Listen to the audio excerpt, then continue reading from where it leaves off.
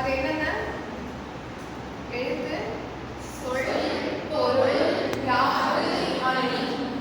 அதுல நாம இப்ப என்ன பார்க்க போறோம் அப்படின்னா அணி இலக்கணம் தான் பார்க்க போறோம். அணில அதுக்கு என்ன பொருள் எல்லாம் இருக்கு? அணிகள்.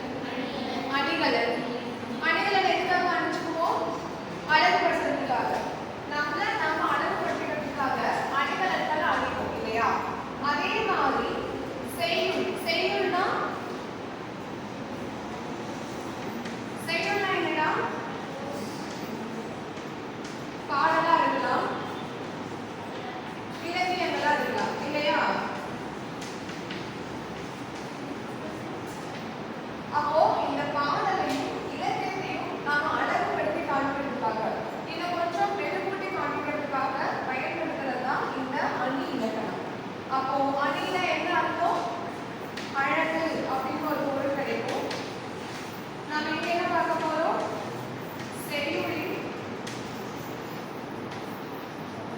பொருளை அழகுபடுத்தி காட்டுவது.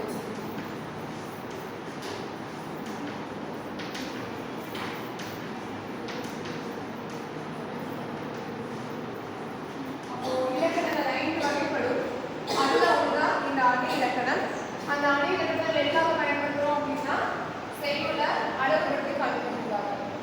சரி, இந்த இலக்கணம் பத்தி கூறக்கூடிய புக் ஏதாவது இருக்கா? தொல்காப்பியம் இருக்கா? தொல்காப்பியம்னா தமிழ்ல இருக்கக்கூடிய பழமையான ஒரு இலக்கண நூல். அதுல அணி பற்றி பேசியிருக்காங்களான்னா பேசியிருக்காங்க. ஆனா அது அழகுன்ற வணக்க வகையில பேசியிருக்காங்க. ஸோ இப்ப பாத்தீங்கன்னா அணியை பத்தி மட்டுமே பேசின ஒரு நூல் தண்டி அலங்காரம். என்ன நூல்டா? தண்டி அலங்காரம். முக்கியமான ஒரு நூல் இதுதான் தண்டி அலங்காரம்.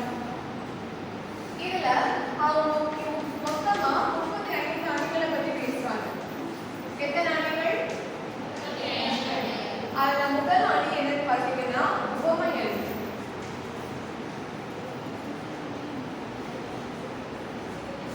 இந்த உவமைன்ற வார்த்தை எல்லாரும் கேட்டுக்கிட்டுருக்கோமாடா? உவமை அப்படின்னா என்னவா இருக்கலாம்? ஒப்பிடுதல். சூப்பர், ஒப்பிடுதல். என்ன ஒப்பிட போறோம் அப்படின்னா ஒரு பொருளை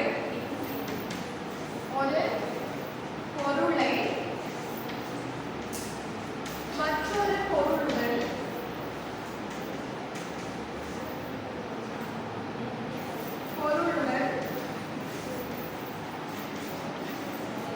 ஒப்பிடுவது இல்லையா?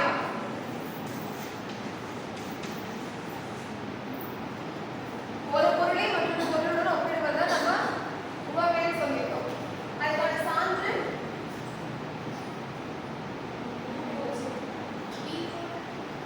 கையல் விதி எடுத்துக்கலாமா? கையல் விதினா என்ன அர்த்தம்? அப்ப பிரிச்சா நமக்கு என்ன கிடைக்கும்? இங்க இருக்கு. ஓகேவா? கையல்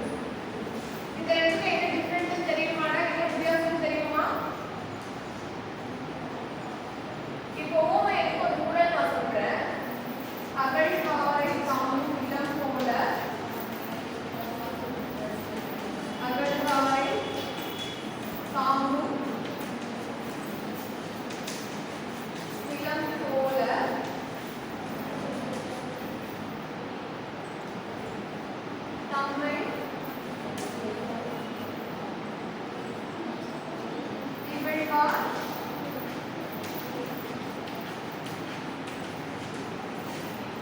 பொருத்தல் கலை. இதன் அர்த்தம் என்னடா?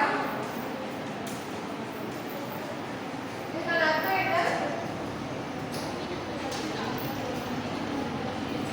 அகழ்வாரை காக்கும் நிலம், தம்மை தோன்றுபவரையும் தாங்கக்கூடிய நிலம். அது மாதிரி தம்மை இகழ்வார் பொருத்தல் கலை.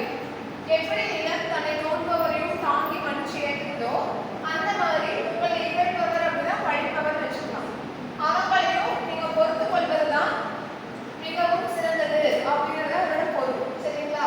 இதுல ஊமைக்கு ஊமை வருது.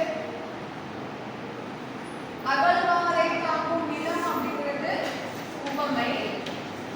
இகழ்வாரை பொறுத்து கொள்ளுதல் சொல்றோம் இல்லையா? அந்த இகழ்வாரை பொறுத்துக்கவங்க யாரோ அவங்க தான் உவமேயம். என்னடா இதுல போல அப்படிங்கிறது இருக்கு. உவமை உண்டு. அப்போ உவமையும் உவமேயமும் ஒரு தொடர்ல வந்து அதை இணைக்கக்கூடிய